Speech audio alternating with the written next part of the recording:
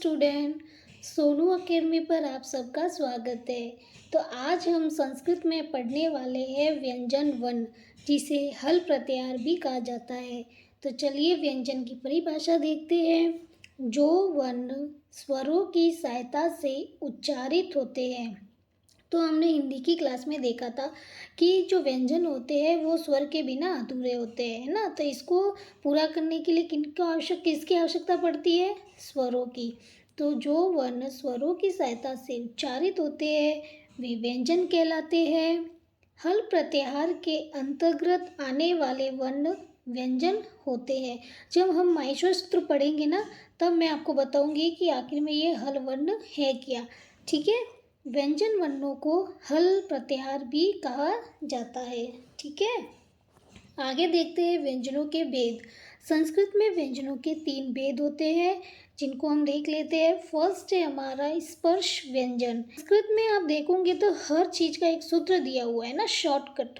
तो आप उसको याद कर लोगे ध्यान से, तो आपको कुछ याद करने की जरूरत ही नहीं पड़ेगी। तो देखो सूत्र को देख लेते हैं। काद्यो मांसानाम स्पर्शाः, यानी कि इसमें बोला गया है कि क से लेकर म तक, है ना। काद्यो मांसानाम यानी कि क से लेकर म तक स्पर्श व्यंजन कहलाते हैं। अर्थात क से लेकर म तक के 25 वर्ण स्पर्श व्यंजन कहलाते हैं। Okay, clear. इनको 5 भागों में बांटा गया है। आपको पता है, मैंने हिंदी की क्लास में भी बताया था कि क वर्ग के अंदर कौन कौन से आते हैं हमारे?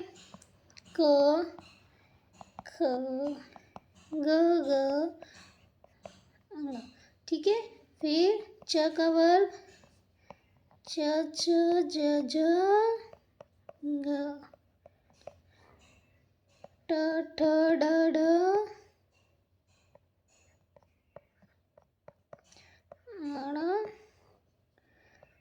त, थ, द, ध, न और प, फ, ब, भ, म। ओके। तो क वर्ग को मैंने बोला था कि हम इसे कु भी बोल सकते हैं। कु का मतलब होता है क वर्ग के सारे वर्ण। च वर्ग को चू, ट वर्ग को टू, त वर्ग को तू और प वर्ग को पू। ओके, ये सारे वर्ण आपको लाइन से याद होने चाहिए क्रम से। चलिए तो आगे देखते हैं हमारा सेकंड, अंतस्थ। सेकंड क्या है? अंतस्थ। अंतस्थ के अंदर कौन कौन से वर्ण आते हैं वो देखते हैं। इसके लिए पहले सूत्र का है यणोन्तस्थः। आप सब इसको जानते हो ना, इसे कहते अ, है ना। जैसे देखो ऐसे करके ऐसे लिखना है, ये अपना होता है अ। ठीक है। तो इसका सूत्र है यणोन्तस्थ। यणोन्तस्थ यानी कि यण वर्ण क्या कहलाते हैं? अंतस्थ। यानी कि इसका अर्थ जो होता है वो होता है मध्य में स्थित। ओके। इनको यण वर्ण भी कहा जाता है। यण वर्ण यानी माहेश्वर सूत्र में देखेंगे हम, संख्या इनकी है 4। ये कर्म है ना, ये इनका कर्म है य व र ल। लेकिन हमारे हिंदी में हम कैसे बोलते हैं? य र ल व।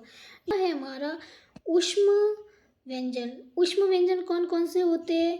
जिनका सूत्र है शल्प ऊष्माणाम। शल्प प्रत्याहार में आने वाले वर्ण ऊष्म व्यंजन कहलाते हैं। इसमें जब इन वर्णों को हम बोलते हैं तो हमारे मुख से गर्म वायु मुख से क्या निकलती है? बाहर निकलती है। शल्प प्रत्याहार के अंतर्गत आते हैं। इनकी संख्या भी 4 होती है, श, श, स और ह।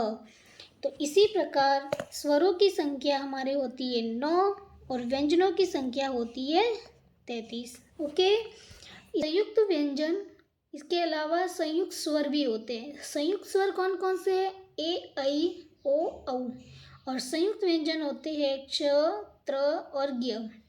ये 2 व्यंजनों को मिलाकर बनते हैं। इनको व्यंजन में नहीं गिना जाता।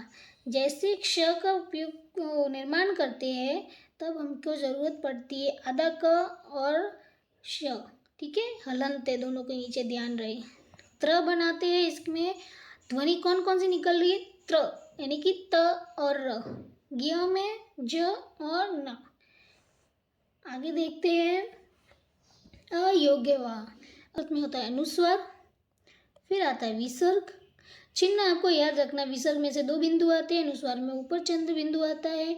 फिर ज्या मूल्य में क और ख और उसके आगे ऐसे निशान लगाना। इसका मतलब मैं समझाती हूँ आपको। उपपा मध्य होता है, प और फ के आगे ऐसा निशान लगाना है। इस निशान का मतलब क्या होता है? अर्ध विसर्ग सदृश्य, है ना। तो देखो क ख से पूर्व अर्ध विसर्ग सदृश वर्ण क्या कहलाते हैं? श्यामूल्य। इसी प्रकार प और फ से पूर्व वर्ण क्या कहलाएंगे? अर्ध विसर्ग ऐसा का ऐसा, है ना। अर्ध विसर्ग ऐसा का ऐसा लिखना है आपको। वर्ण क्या कहलाते हैं? उपधमानीय कहलाता है, ठीक है। इसके नीचे देखो यम वर्ण। यम वर्ण कौन से होते हैं? वर्ग के शुरुआती 4 वर्णों में से किसी भी एक के आगे, है ना, किसी भी पंचम वर्ण हमारे कौन कौन से होते हैं? ये वाले के रहने पर पहले के समान जो द्वितीय वर्ण होता है यम वर्ण कहलाता है। तो जैसे देखो यहाँ 2 वर्ण कौन से एक जैसे 2 बार आए, देखो ग यानी कि गगंती। तो इसमें इसी वर्ण के जैसा ये आधा वर्ण आया है, तो ये हमारा यम वर्ण है। जैसे मैंने यहाँ लिख दिया च, है ना। देखो तो इसके जैसा ये भी आया ना, तो यहाँ हमारा यम वर्ण कौन सा होगा? च। आपको सिर्फ यम वर्ण में यही ध्यान रखना है। तो चलिए आगे देखते हैं। प्रयत्न किसे कहते हैं? प्रयत्न देखो आवाज़ प्रयत्न किसे कहते हैं कि वर्णों को बोलने के लिए हम जो प्रयास या कोशिश करते हैं उसी प्रयास को प्रयत्न या यत्न कहा जाता है। इसके भेद 2 होते हैं। एक होता है आभ्यंतर यानी कि अंदर वाला, और एक होता है बाह्य यानी कि बाहर वाला, ठीक है। आभ्यंतर के भी 5 भेद होते हैं। चलिए इनको पढ़ते हैं। वर्णों के उच्चारण से पूर्व जो प्रयत्न हृदय या मुख के अंदर करना पड़ता है ना। जैसे देखो कोई भी वर्ण उच्चारण करने से पहले हमारे अंदर की तरफ हमें जोर लगाना पड़ता है ना, अंदर से वायु बाहर निकलती है। जो हृदय में या मुख के अंदर प्रयत्न करना पड़ता है उसको कहते हैं अभ्यंतर। इनकी संख्या भी 5 होती है। फर्स्ट है हमारा स्पष्ट प्रयत्न। इसका सूत्र है स्पष्ट प्रयत्नम स्पर्शानाम। तो देखो स्पर्श व्यंजन हमने किसको कहा था हिंदी में? स्पर्श व्यंजन कौन कौन से थे? क से लेकर म तक, यानी क ख ग घ न च छ ज न ट ठ ड ढ न त थ द ध न और प फ ब ब म। ओके, तो स्पष्ट प्रयत्नम स्पर्शानाम। स्पष्ट प्रयत्नम कौन से है? स्पर्श व्यंजन है। कौन से है? स्पर्श व्यंजन है। सेकंड है ईषत् स्पष्ट प्रयत्न। इसका सूत्र है ईषत् स्पृष्ट मंथन स्थानाम। देखो दिख गया ना। तो इसमें हमको देखना है कि अंतस्थ क्या कौन से वर्ण आएंगे? अंतस्थ, जिसका कर्म है य व र ल। इसके बाद है ईषद विवृत प्रयत्न।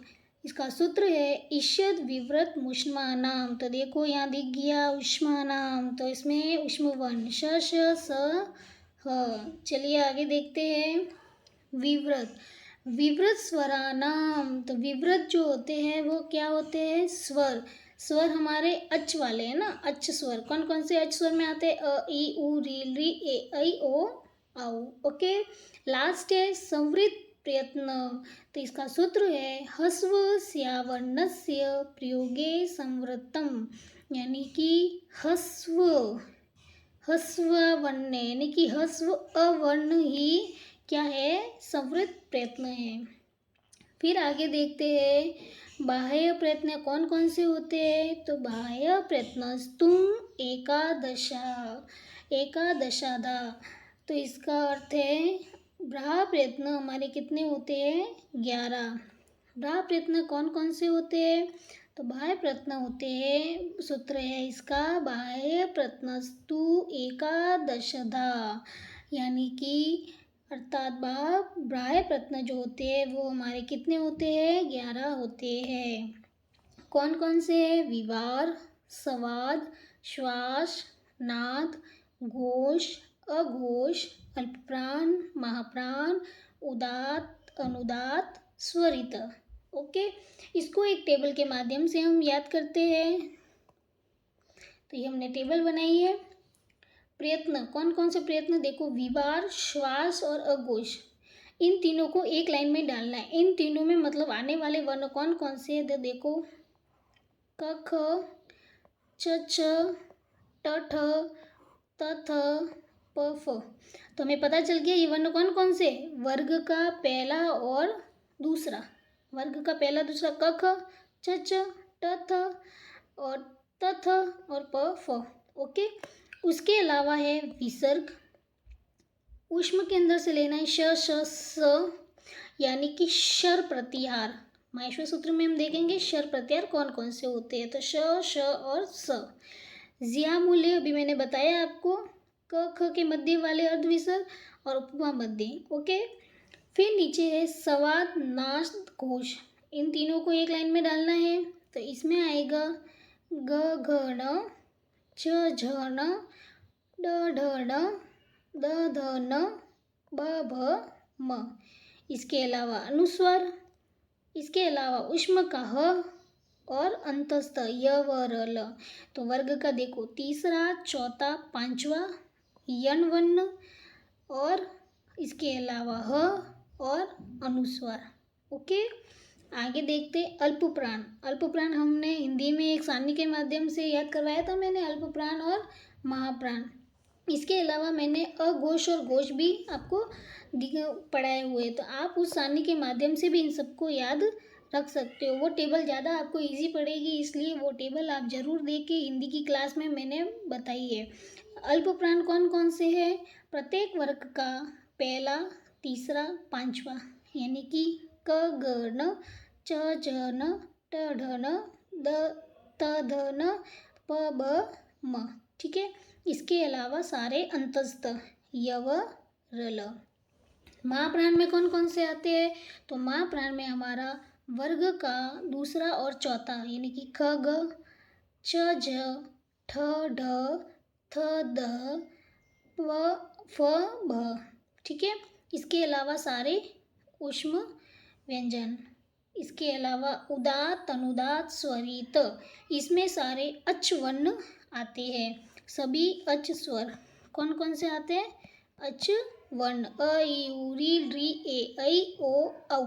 ओके, ये टेबल बहुत ही ईजी है, आपको बस सिर्फ 3-4 बार इसको लर्न करना है। आपको एक एक वर्ण को लाइन से जमा के एक बार देखना है, तो आपको आराम से इसको याद हो जाएगी, आपको ये आराम से याद हो जाएगी। तो चलिए अगली क्लास में हम माहेश्वर सूत्रों के बारे में विस्तार से वर्णन करेंगे, वो हमारी क्लास लास्ट होगी।